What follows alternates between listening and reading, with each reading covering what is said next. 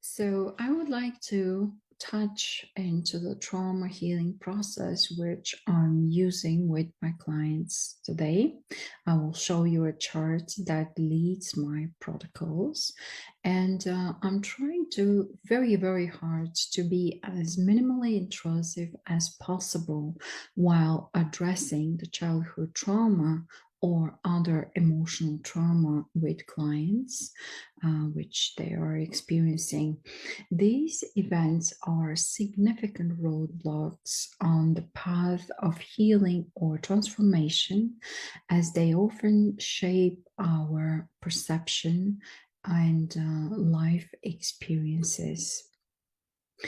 Working with me, clients are on a transformation path from one health stage to another. That's the movement they do in their mind and physically as well. That is why we need to get out this destructive childhood emotional experience. Identifying childhood trauma can be complex, as I said in the first video, as it can manifest in various ways and may not always be immediately obvious. In any case, it is a destructive entity which possesses our mind and limits our mind, body, and soul growth. How does it work exactly when you work with me? While working on childhood trauma, we address the endocrine system. These are our glands and places where energy flow exchange with the outside world. In the yoga, they address them as the chakra centers, and we physically address them, those energy flow places, through specific exercises and supplemental and herbal support. I also use the three predominant pumps in the body for improving health: the transverse abdominis, or TVA as they call it, the pelvic floor, and the diaphragm. Those three predominant pumps are so crucial in mental and physical health that if you make them function properly, you can avoid a lot of degenerative and autoimmune diseases. For example, if the diaphragm, the most important muscle in the human body, cannot move properly, it helps acidify the body, which leads to lack of oxygen, anxiety, and many more mental troubles. And here, let's look at the following major chart that leads my mind and determines my protocols.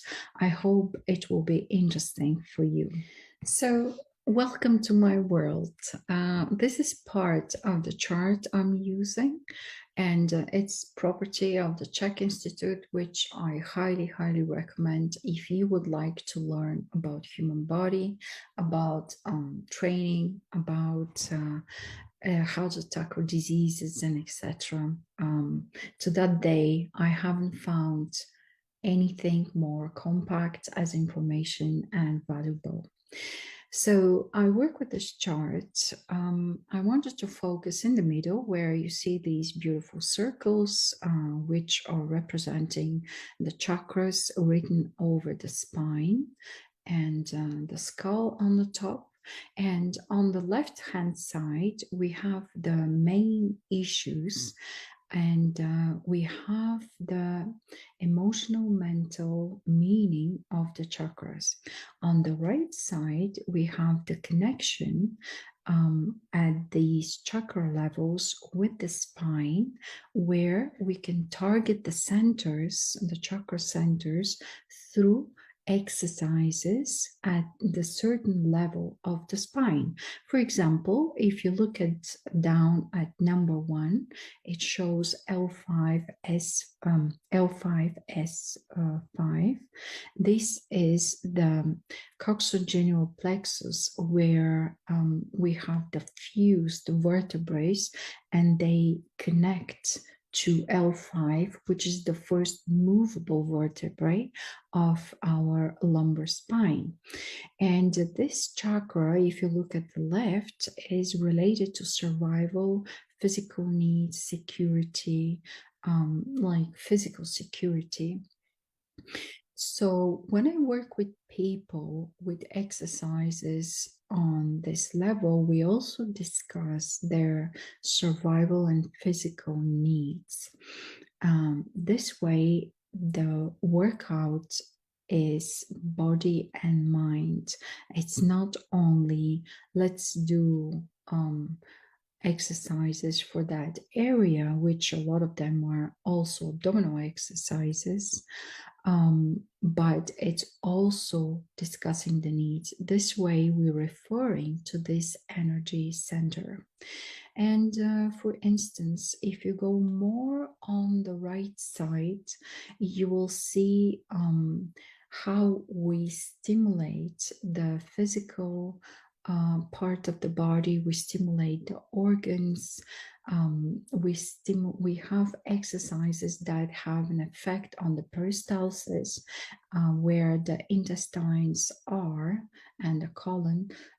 You can see effects on peristalsis, pressure in the body cavities. So all these can be worked physically to how to say, to make it easier for the energy to move in these areas. When we work on the first chakra, which I already mentioned, we work on the structural stability for the body as well, that enhances the energy flow at this chakra. So I can go on and on and on. This is a very complicated chart, and it's not the entire chart. There's more to it. I only wanted to show you part of it to explain to you how I'm making my protocols. First of all, I see which system in the body has troubles and is not working at its optimum. And then I go at the level of the vertebrae where I have to address that. I work with nutrition advices as well. We address the sleep, the thoughts, the breathing patterns, and etc. There is a lot to it. The higher you go in the chakras, the more mental, emotional, and spiritual the work becomes. We discuss intuition, creative intelligence, wisdom, spirituality, our relationship with God and relationship with our siblings and our environment, and things like that. But by the time we get to there, we really building and build a healthier body, that which body would like to discuss those things, is open to, because all these discussions have to be voluntarily, otherwise they are not really successful. So yeah, with this short overlook of my chart, I hope you gain some idea about the protocols I'm using that guide me through the transformation towards a very successful end of working together. And then people can continue on their own.